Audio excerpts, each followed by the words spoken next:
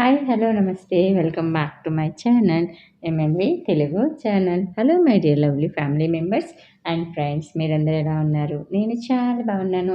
మీరు కూడా చాలా బాగుండాలని మనస్ఫూర్తిగా దేవుడిని కోరుకుంటున్నాను. ఈరోజు మనం 'నీ మనసు నాకు తెలుసు' అనే సీరియల్‌లోకి మనం 6థ్ పార్ట్‌లోకి వచ్చేసాము. కథలోకి వెళ్ళే ముందు నాదో చిన్న విజ్ఞప్తి. మీరు కనుక నా ఛానల్‌ని ఫస్ట్ టైమ్ చూస్తున్నారా? లేదు చూస్తూ కూడా ఇంకా సబ్స్క్రైబ్ చేసుకోలేదా? అయితే ఇప్పుడే సబ్స్క్రైబ్ చేసుకోండి. సబ్స్క్రైబ్ బటన్ రెడ్ కలర్‌లో ఉంటది. దాన్ని క్లిక్ చేస్తే బెల్ ఐకాన్ వస్తది. దాన్ని క్లిక్ చేసి ఆల్ అనే ఆప్షన్‌ని ఎంచుకుంటే ముందు నేను చెప్పే మరిన్ని ఇంట్రెస్ట్‌కరమైన సిరీస్ అప్డేట్స్ అన్నీ మీకు నోటిఫికేషన్ రూపంలోకి వచ్చేస్తాయి. అలానే కథ నచ్చితే ప్లీజ్ ఒక్క లైక్ ఇవ్వండి. మీ లైక్స్ నాకు ఎంతో ఇన్స్పిరేషన్ ఇస్తాయి. ఇంకా మంచి మంచి కథలు మీకు చెప్పడానికి నాకు మంచి ఉత్సాహాన్ని ఇచ్చిన వాళ్ళు అవుతారు. అలానే మీలో మీ ఫ్రెండ్స్‌లో ఎవరికైనా కథలు వినేవాళ్ళు ఎవరైనా ఉంటే వాళ్ళకి కూడా షేర్ చేయండి. ఓకేనా? కథలోకి వెళ్ళిపోదాము. ముందు జరిగిన కథ ఏంటి అంటే, ప్రొఫెసర్ చావ్లా సూచన మేరకు మీనాక్షిని తాజ్‌మహల్ వద్ద కలుస్తాడు చైతన్య. ఇద్దరు కలిసి తాజ్‌మహల్ అందాల్ని చూస్తారు. తాజ్‌మహల్ అందాల్ని చూసిన మీనాక్షి అబ్బురపడి ఎంతో సంతోషించి, ఇంత కష్టపడి తనకు తాజ్‌మహల్‌ని చూపించినందుకు చైతన్యకు కృతజ్ఞతలు తెలుపుతుంది. దాంతో చైతన్య, ఈ అందాలే కాదు, మీరు అంగీకరిస్తే ఈ రాత్రికి వెన్నెల్లో తాజ్‌మహల్ అందాల్ని చూపిస్తాను అని చెప్తాడు చైతన్య. రాత్రిపూట తాజ్‌మహల్‌లోనికి సందర్శకులను అనుమతించరు కదా అని అడుగుతుంది మీనాక్షి. సందర్శకులు వెళ్ళిపోయిన తర్వాత ఏదో ఒక ప్రదేశంలో మనం ఇద్దరం దాక్కుందాం అని చెప్తాడు చైతన్య. అంతే ఆశ్చర్యపోయిన మీనాక్షి చైతన్య ప్రతిపాదన పట్ల అనేక సందేహాలను వెలిబుచ్చుతుంది. ఆ మాట ఈ మాట మాట్లాడుకుంటుండగా హఠాత్తుగా మీనాక్షి తను వేసుకున్న జర్కిన్ని తీసి చైతన్యకిచ్చి మీరు ధరించండి అని చెప్తుంది.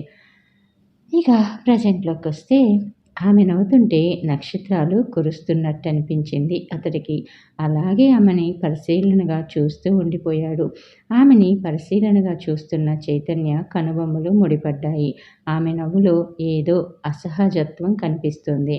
ఆమె ఊపిరి తీసుకోవడానికి కష్టపడుతుంది.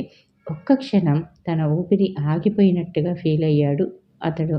మీనాక్షి గారు, ఆర్ యూ ఆల్ రైట్? అన్నాడు ఆదుర్దాగా. ఐ యామ్ ఆల్ రైట్ అంది ఆమె ఆయాసపడుతూనే. చైతన్య ఆమె వంక కోపంగా చూస్తూ గబగబా తను వేసుకున్న జర్కిన్ విప్పి ఆమెకిచ్చి అన్నాడు. ఏమిటి ఆల్ రైట్? చలికి కాళ్ళు చేతులు గడ్డకట్టుకుపోతున్నాయి మీకు. నేనేదో చిన్నగా వణికానని జర్కిన్ తీసి నాకిచ్చేశారు. చలికి ఊపిరి తీసుకోవడం కూడా కష్టమైపోతుంది మీకు. అది ఎంత ప్రమాదమో తెలుసా? ఇలాంటి సమయంలో కూడా మోడిస్ట్ అవసరమా? ఆమె చిన్నగా నవ్వింది. ఇప్పుడెలా ఉంది? ఆమె జర్కిన్ తొడుక్కొని జిప్పుని మెడ వరకు లాక్కోగానే ఆతృతగా అడిగాడతను. ఆ జర్కిన్ ఏదో మృత్యు సంజీవని అయినట్టుగా. ఆమె నవ్వింది. నేను బాగానే ఉన్నాను. మీరే అనవసరంగా కంగారు పడుతున్నారు అని అంది. అతడు టైం చూసుకున్నాడు. రెగ్యులర్ సందర్శకులని అనుమతించటానికి ఇంకా అరగంట పైగా సమయం ఉంది. ఎవరికీ అనుమానం రాకుండా తాము బయటికి వెళ్ళాలంటే అప్పటిదాకా ఆగాల్సిందే.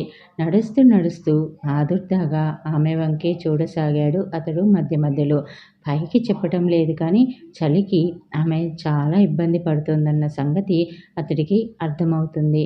వెన్నెల్లో తాజ్‌మహల్ అంటూ చెత్త ప్రపోజల్ పెట్టి తను అనవసరంగా ఆమెని టెంప్ట్ చేశాడేమోనని గిల్టీగా అనిపించింది అతడికి. ఇద్దరు మెట్లెక్కి తాజ్‌మహల్ భవనం ముందుకి వచ్చారు. అక్కడ మరింత చల్లగా ఉంది. మనం బయటికి వెళ్ళడానికి ఇంకా చాలా సమయం ఉంది. ఈలోగా చలి తెలియకుండా ఉండేందుకు ఒక గేమ్ ఆడదామా అని ఆమె వంక అల్లరిగా చూస్తూ అన్నాడతడు. గేమా? సరే అందామె ఉత్సాహంగా. 2 అడుగులు ముందుకు వేసి ఆమెకు దగ్గరగా వచ్చాడతడు. ఒక్కసారి కళ్ళు మూసుకోండి అన్నాడు. ఎందుకు? అంది ఆశ్చర్యంగా. మూసుకోండి చెబుతాను దాదాపుగా ఆమెని తాకుతున్నంత దగ్గరగా వచ్చి అన్నాడు అతడు.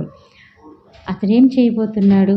అతడి ప్రవర్తన కొద్దిగా అసహజంగా కనిపిస్తున్నా ఏదో కారణం చేత అతన్ని వారించాలి అని అనిపించడం లేదు. ఆ కారణం ఏమిటో ఆమెకి ఇద్దిమిత్తంగా తెలియటం లేదు కానీ అతని మాటలని కాదని చెప్పాలనిపించటం లేదు. తనకి తెలియకుండానే అతని కబుర్లను, సమక్షాన్ని ఆమె ఆనందిస్తోంది. ఆలోచిస్తే ఆమెకే ఆశ్చర్యం కలిగించేలా ఉంది. ప్లీజ్ ఒక్కసారి కళ్ళు మూసుకోండి అన్నాడు అతడు. ఈ ప్రపంచంలోని మార్దవాన్నంతటినీ తన గొంతులో నింపుకున్నట్టుగా. ఆ మాటలకి మాట్లాడకుండా తల ఊపి ఆమె మంత్రముగ్ధులా కళ్ళు మూసుకుంది. ఆమె గుండెలు వేగంగా కొట్టుకోసాగాయి. రక్త ప్రసరణ ఒక్కసారిగా ముఖంలోకి ఎగజిమ్మింది. అతడు ఆమెకి ఎంతో దగ్గరగా ఉండటం వల్ల ఉద్వేగంతో ఆమె గుండెలు ఎగిసిపడటం తెలుస్తూనే ఉంది. తను చేయబోనే పనిని తలుచుకొని చిన్నగా నవ్వుకున్నాడు అతడు. ఆమెకు మరింత దగ్గరగా వచ్చాడు. అతడి ఊపిరి తన మెడవంపు దగ్గర తగిలేసరికి ఒక్కసారిగా ఉలిక్కిపడింది ఆమె. అతడేం చేయబోతున్నాడో ఆమెకి అర్థం కావటం లేదు. మనసులో ఏవేవో ఊహలు. గబుక్కున కళ్ళు తెరిచి చూడబోయింది. అంతలోనే అతడన్నాడు ఆజ్ఞాపిస్తున్నట్టుగా, నేను చెప్పే వరకు మీరు కళ్ళు తెరవకూడదు అని. అతడి మాటల్లో ఏ శక్తి ఉందో ఆమె కనురెప్పలు మరింక పైకి లేవాలని ప్రయత్నించడం మానేశాయి. వేగంగా కొట్టుకుంటున్న గుండెలతో అతడేం చేస్తాడా అని ఎదురు చూడసాగింది ఆమె. ఇప్పుడు నేనేం చేస్తున్నాననుకుంటున్నారు? చెవి దగ్గరగా గుసగుసగా వినిపించిందతడి కంఠం. ఏమో, కళ్ళు మూసుకున్నాను కదా, మీరేం చేస్తున్నారో నాకేం తెలుస్తుంది అంది ఆమె. అతడు చిన్నగా నవ్వాడు. అదే మన గేమ్, ఊహించండి అన్నాడు. అతడి మాటలు చెవి దగ్గరగా వినిపిస్తూ వెచ్చని అతడి ఊపిరి కితకితలు పెడుతున్నట్టుగా అనిపిస్తుంది ఆమెకి. ఏమో, నేనేమీ ఊహించలేకపోతున్నాను అంది ఆమె. ఊహించలేకపోతున్నారా, లేక ఊహించుకున్నది మీరు చెప్పలేకపోతున్నారా అన్నాడు అతను. ఒక్కసారిగా ఆమె బుగ్గలు ఎర్రబడ్డాయి. క్షణం సేపు ఏమీ మాట్లాడలేదు. పోనీ, నేను కొన్ని ప్రశ్నలు వేస్తాను, దానికి సమాధానం చెప్పండి అని అన్నాడు. అంది ఆమె. నా కళ్ళు మిమ్మల్ని చూస్తున్నాయి హస్కీగా వినిపించింది అతడి కంఠం. అందామె ఏదో లోకంలాగా ఉన్నట్టు. నా కళ్ళు మీ శరీరంలో ఏ భాగాన్ని చూస్తున్నాయో ఊహించండి అని అడిగాడు. ఆమె చెంపలు మళ్ళీ ఎర్రబడ్డాయి. ఒక్క క్షణం మౌనం తర్వాత నెమ్మదిగా నా కనురెప్పల్ని అని చెప్పింది ఆమె. కాదు అనేసి అన్నాడు. బుగ్గలని? కాదు. పెదాలని? మెడని? సందేహంగా కొద్దిగా సిగ్గుపడుతున్నట్టుగా అంది ఆమె. అతడు అల్లరిగా నవ్వుతూ అన్నాడు మళ్ళీ. This is too much. మీరెక్కడ చూస్తున్నారో నాకెలా తెలుస్తుంది? ఈ ఆట నాకు నచ్చలేదు. నేను కళ్ళు తెరుస్తాను అంది ఆమె చిన్నపిల్లల. ఆగండి, కళ్ళు తెరవకండి. కళ్ళు తెరిస్తే ఓడిపోతారు. మిమ్మల్ని తెలుసుకోమనటం లేదు, ఊహించి చెప్పండి అంటున్నాను. అంతేకాదు, మీరు కరెక్ట్ జవాబు చెప్పాలని కూడా నేను అనలేదే. అసలు పందెం అది కాదు అనేసి అన్నాడు. అతడేం చెప్పదలుచుకున్నాడో, ఏం చెయ్యదలుచుకున్నాడో ఫజిల్గా అనిపించింది ఆమెకి. చెప్పండి, నేనెక్కడ చూస్తున్నాను మళ్ళీ అడిగాడు అతను. సిగ్గు వదిలి కొంచెం సందేహంగా అందామె మడ కింద. అతడు చిన్నగా నవ్వి, ఇప్పటిదాకా నాకు ఆలోచన రాలేదు. మీరు చూడమంటే చూస్తాను అన్నాడు కొంటెగా. షటప్ అంది ఆమె. ఒక్క క్షణం ఇద్దరూ ఏం మాట్లాడలేదు. అతడు మాత్రం తనని తాకేంత దగ్గరలో ఉన్నాడన్న సంగతి ఆమెకి అర్థమవుతుంది. తన కళ్ళు మూసుకుంది కనుక పైకి చెప్పినా అతడి ఇష్టం వచ్చిన చోట అతడు చూసే అవకాశం ఉంది. గేమ్ పేరు చెప్పి అతడు తనని ట్రాప్ చేస్తున్నాడా అన్న అనుమానం కూడా వచ్చింది ఆమెకు. వెంటనే కళ్ళు తెరుద్దాము అనుకుంది. కానీ ఏదో అసక్తత, ఏదో చిన్నపాటి సౌకర్యం ఆమెని కళ్ళు తెరవనివ్వటం లేదు. ఆ గేమ్ని ఆమె కూడా ఎంజాయ్ చేసేలా చేస్తుంది. ఇంతకీ మీరెక్కడ చూస్తున్నారు అడిగింది ఆమె కొద్దిసేపటి మౌనం తర్వాత. నేను మీ చెవి జుంకాలని చూస్తున్నాను. అద్భుతమైన టేస్ట్ మీది. అతడి ఊపిరి మరోసారి వెచ్చగా తగిలింది ఆమెకు. అతడు నిజమే చెబుతున్నాడా లేదా సందిగ్ధంగా అనిపించింది ఆమెకి. కొద్దిసేపు అతడేం మాట్లాడలేదు. ఏం చేస్తున్నారు అనుమానంగా అడిగింది ఆమె కళ్ళు మూసుకొని. మీ దగ్గరే నిల్చున్నాను అని అన్నాడు. ఆ విషయం తెలుస్తూనే ఉంది. నిలబడి ఏం చేస్తున్నారని అడుగుతున్నాను అని అంది. నిజం చెప్పమంటారా అని అడిగాడు అతడు. అతడు అలా అనగానే టక్కున అందామె ఆనందంగా. ఇప్పుడు దొరికిపోయారు అనేసి అన్నాడు. దొరికిపోవటం ఏమిటి ఆశ్చర్యంగా అన్నాడు. నిజం చెప్పమంటారా అని అడుగుతున్నారంటే ఇప్పటిదాకా మీరు చెప్పినవన్నీ అబద్ధాలనేగా అర్థం అనేసి అంది. ఏ విషయం నిజంగానే అర్థం కాక అడిగాడు అతడు. మీరు నా చెవి చుంకాలని చూస్తున్నారన్న విషయం అని అంది. అతడికి నవ్వొచ్చింది. అందమైన ఆడపిల్లకి ఆ మాత్రం కాన్ఫిడెన్స్ ఉండటంలో తప్పులేదు అన్నాడు. ఆమె బుగ్గల్లోకి ఒక్కసారి రక్తం చిమ్మినట్టయింది. అతడు ఆమెకి వినపడేలా నవ్వి అన్నాడు. నేను అబద్ధం చెప్తున్నానని మీరనుకుంటే నేనేం చేయలేను అని. మీ ఇష్టం వచ్చినట్టు అనుకునే స్వేచ్ఛ మీకుంది. పోనీ ఒక విషయం చెప్పండి. ఇప్పుడు నేను మీకు కేవలం 2 అడుగుల దూరంలో నిలబడి ఉన్నాను. ప్రస్తుతం నా చేతులు ఎక్కడున్నాయో చెప్పగలరా అని అడిగాడు. ఆమె గుండెలు దడదడలాడాయి. చెప్పండి అన్నాడు హస్కీ వాయిస్తో. అతడి గొంతు ఆమెని మిస్మరైజ్ చేస్తున్నట్టుగా ఉంది. అతడి చేతులు ఎక్కడుండి ఉంటాయో ఆమె ఊహించటానికి ప్రయత్నించింది. తన తల మీద, భుజాల దగ్గర, నడుమ దగ్గర, లేక ఊహిస్తుంటేనే ఒంట్లోని రక్తం వేగంగా పరిగెత్తుతున్నట్టు అనిపించింది. తన మనసులోని ఊహల్ని చెప్పటానికి సిగ్గేసింది. ఏం చెప్పాలో అర్థం కాలేదు. నేనేం చెప్పినా మీరు కాదనే అంటారు అంది చివరికి ఎలాగోలాగా గొంతు పెగల్చుకొని. అతడు మళ్ళీ నవ్వాడు. సరే పోనీ ఒక్క విషయం చెప్పండి. మరి కొద్దిసేపట్లో ఈ వెన్నెల్లో తాజ్‌మహల్ దగ్గర మీకు జీవితాంతం గుర్తుండిపోయేలా నేను ఒక చిన్న కానుకని ఇవ్వబోతున్నాను. అదేమిటో చెప్పుకోండి చూద్దాం అని అడిగాడు. అతడి మాటలు వింటుంటేనే ఆమె గుండెలు దడదడలాడాయి. ఈసారి ఆమె గుండెలు ఎగసిపడటం అతడికి పైకే తెలుస్తుంది. ఊపిరి వెచ్చగా వస్తుంది. దగ్గరగా వినిపిస్తున్న అతడి మాటల్ని బట్టి అతడికి తనకి మధ్యన ఏమాత్రం దూరం లేదన్న విషయం అర్థమవుతుంది.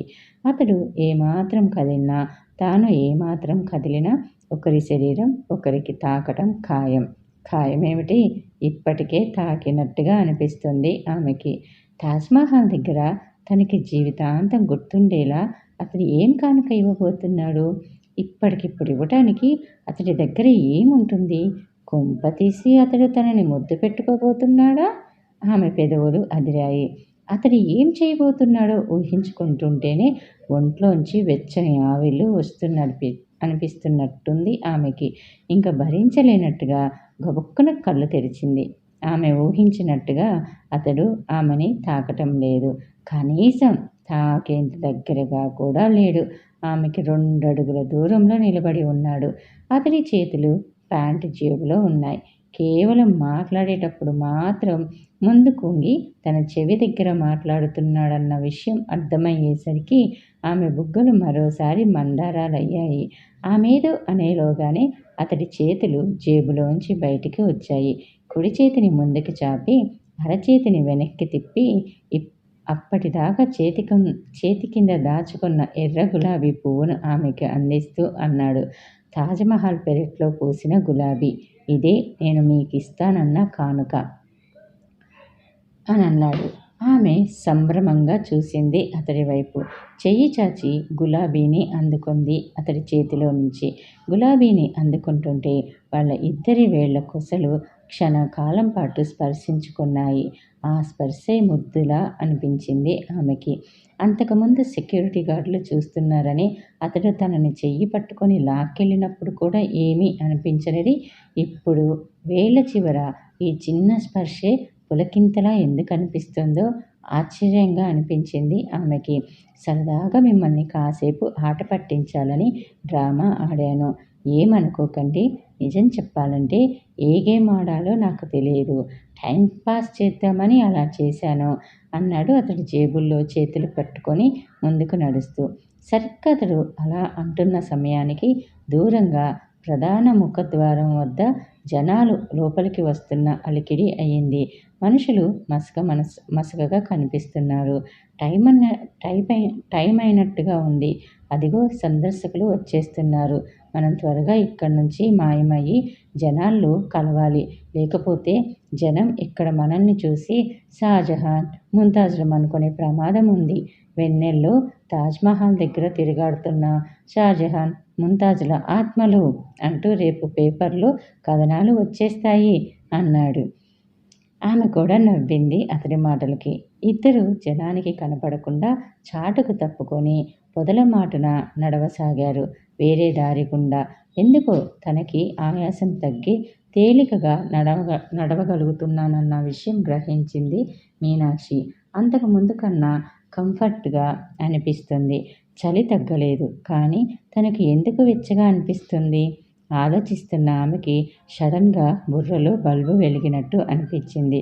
జరిగింది ఏమిటో గ్రహించిన ఆమెకి అతడి వైపు చూడాలంటేనే కొంచెం సిగ్గుగా అనిపించింది. అయినా సరే చూడకుండా ఉండలేకపోయింది. క్రీగంట తన పక్కనే జేబులో చేతులు పెట్టుకొని అమాయకంగా నడుస్తున్న చైతన్యని చూసింది. ఆ సమయంలో కనుక తన ఒంట్లో ఆ మాత్రం వేడి పుట్టకపోయి ఉంటే తనేమయ్యేదో ఆమెకి తెలుసు. ఏదో సరదాకి తనని ఆట పట్టించానని అతడంటున్న తన స్థితిని గమనించి అతడు కావాలని అలా ప్రవర్తించాడని ఆమెకి అర్థమైంది. సిగ్గు విడిచి చెప్పాలంటే ఒక గొప్ప శృంగారపుట అనుభవంలో పుట్టగలిగేంత వేడిని అంత వేగంగానూ కేవలం తనని తాకను కూడా తాకకుండా తన ఒంట్లో రగిలించాడు. అతడలా అతి చనువు తీసుకున్నట్టు మాట్లాడుతున్నందుకు గాను కించిత్ కోపంగా అనిపించినా అతన్నెందుకు వారించలేకపోయిందో, ఆ క్షణంలో ఎందుకు సౌకర్యంగా అనిపించిందో ఇప్పుడిప్పుడే తనకి తెలుస్తుంది. అతడు తనని కళ్ళెందుకు మూసుకోమన్నాడో అర్థమయ్యాక మామూలు మనిషిలా అనిపించలేదు ఆమెకి. ఏమిటండి ఆలోచిస్తున్నారు? నేను ఇందాక అతిగా మాట్లాడానని కోపమొచ్చిందా? ఎందుకో ఈ వాతావరణం, వెన్నెల, తాజ్మహల్, మీ రూపం అప్రయత్నంగా నా చేత అలా మాట్లాడింపచేశాయి. తప్పు నాది కాదు, నా వయసుది. క్షమించేయండి మేడం అభ్యర్థనగా అడుగుతున్నాడు అతను. అది కూడా నాటకమే అని ఆమెకి అర్థమవుతుంది. ఆ క్షణంలో తనేం ఊహించుకుందో అతడికి తెలిసిందని, తనకి తెలిసిందని అతడికి తెలుసు. తను ఎక్కడ గిల్టీగా ఫీల్ అవుతుందోనని తప్పు అతడి మీదకు వేసుకునే ప్రయత్నం అది. ప్రేమంటే ఏమిటో నాకు తెలియదు అంటూనే ప్రేమంటే ఏమిటో అన్యాపదేశంగా చెప్పినట్టు అనిపించింది ఆమెకి. ఏమిటండి మాట్లాడరు? నా మీద కోపం పోలేదా? అన్నాడు అతను.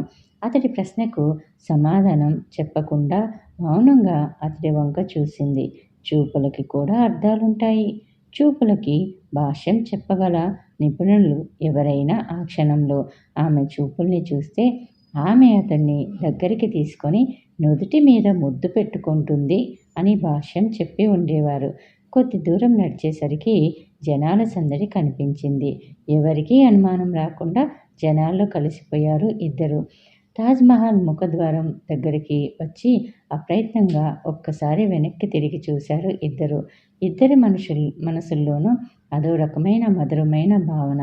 కొద్దిసేపు అలాగే చూస్తూ ఉండిపోయారు. వెళదామా? అన్నాడు అతడు. అంటూ కదిలింది ఆమె. బయటికి రాగానే సెల్ ఫోన్ స్విచ్ ఆన్ చేశాడు చైతన్య. స్విచ్ ఆన్ అవ్వగానే సెల్ ఫోన్ స్క్రీన్ మీద కనిపించింది. మిస్డ్ కాల్ సంఖ్యను చూసి ఉలిక్కి పడ్డాడు Chaitanya. 67 missed calls from professor Chawla. అప్పుడే స్పృహలోకి వచ్చిన మనిషిలా ఉలిక్కి పడ్డాడు. ప్రొఫెసర్ చావ్లా చాదస్తం తెలిసినదే అయినా ఎందుకో అన్నిసార్లు ఫోన్ రావటం ఏదో అసహజంగా అనిపించింది. ఆయన నెంబర్కి డయల్ చేయబోతుండగా ఒక మిలిటరీ ఆఫీసర్ ఎదురుగా నడుచుకుంటూ వచ్చి వాళ్ళ ముందు ఆగాడు. మీనాక్షి వంక పరిశీలనగా చూస్తూ, మిస్ మీనాక్షి అన్నాడు అనుమానంగా. అవును, నేనే మీనాక్షిని చెప్పింది మీనాక్షి. మేడం, మీకోసం పిఎం ఆఫీస్ నుంచి వెహికల్ వచ్చింది అన్నాడు. అప్పుడు గమనించాడు చైతన్య దూరంగా ఆగి ఉన్న మిలిటరీ వెహికల్ని. నేను అని ఏదో చెప్పబోతుండగా అతడు ఆమెను వారిస్తూ, క్లోక్ రూమ్లో ఉన్న మీ లగేజీని మేం ఆల్రెడీ కలెక్ట్ చేసుకున్నాం మేడం, మీరు కారు ఎక్కండి అన్నాడు డోరు తెరిచి పట్టుకొని. ఇతడు కూడా అంటూ చైతన్య వైపు చూసింది ఆమె. ఇతడి సంగతి మేం చూసుకుంటాం, మీరు కారెక్కండి మేడం అన్నాడు అతడు. ఆమె ఇంకా సందేహిస్తూ ఉన్నట్టుగా చూస్తుంటే, ప్రైమ్ మినిస్టర్ ఆర్డర్స్ మేడం అన్నాడు కొద్దిగా సీరియస్గా. మరింకేం మాట్లాడలేనట్టుగా చైతన్య వంక నిస్సహాయంగా చూస్తూ కారెక్కింది ఆమె. ఆమె ఎక్కగానే డోర్ వేశాడు ఆ మిలిటరీ ఆఫీసర్. కారు కదిలింది. చైతన్య, ఆ మిలిటరీ ఆఫీసర్ మిగిలారు రోడ్డు మీద. నువ్వేనా చైతన్య అంటే అన్నాడు అతడు చైతన్య వంక చూస్తూ. అవును అన్నాడు చైతన్య. అతడి మాట పూర్తి అవ్వకముందే చెంప మీద లాగిపెట్టి బలంగా కొట్టాడు ఆ మిలిటరీ ఆఫీసరు. చైతన్య అయోమయంగా చూశాడు అతడి వంక. అతడు ఏదో అనేలోపుగానే అతడి చేతిలో ఉన్న సెల్ ఫోన్ మోగింది. ప్రొఫెసర్ చావ్లా కాలింగ్ అంటూ మెసేజ్ డిస్ప్లే అయింది. చైతన్య ఫోన్ ఎత్తి మాట్లాడేలోగానే ఆ మిలిటరీ ఆఫీసర్ పెద్ద పెద్ద అంగలు వేసుకుంటూ అక్కడి నుంచి నడిచి వెళ్ళిపోయాడు. చైతన్య ఫోన్ ఎత్తగానే అటు నుంచి అన్నాడు చావ్లా. ఎక్కడ ఉన్నావు నువ్వు? తాజ్మహల్ దగ్గర అన్నాడు చైతన్య. తాజ్మహల్ దగ్గర అర్ధరాత్రి దాకా ఏం చేస్తున్నావు? ఆయన గొంతులో ఎప్పుడూ వినపడనంత కోపం. చైతన్య అనుమానంగా టైం చూసుకున్నాడు. 8:30 అయ్యింది అప్పటికి. మీనాక్షి గారికి వెన్నెల్లో తాజ్మహల్ చూపిద్దామని ఆగాం. టైం ఇంకా అంటూ ఏదో అనబోతుంటే షడప్ అన్నాడు చావ్లా. ఒక్కసారిగా చైతన్య దెబ్బతిన్నట్టుగా మౌనంగా ఉండిపోయాడు. ఫోన్ ఎందుకు స్విచ్ ఆఫ్ చేశావు? మీనాక్షి ఇప్పుడెక్కడుంది అని అన్నాడు చావ్లా. తర్వాత ఏం జరిగింది అని తెలుసుకోవాలనుకుంటున్నారా? అయితే నెక్స్ట్ ఎపిసోడ్ వరకు వెయిట్ చేయండి. అలానే ఈరోజు పెళ్లి రోజులు, పుట్టినరోజులు జరుపుకునే వాళ్ళందరికీ many more happy returns of the day అండి. మీరు ఇలాంటి అకేషన్స్ని మరిన్ని జరుపుకోవాలని మనస్ఫూర్తిగా దేవుణ్ణి కోరుకుంటున్నాను. ఓకేనా? Thanks for the watching. Bye bye. Take care. See you soon again.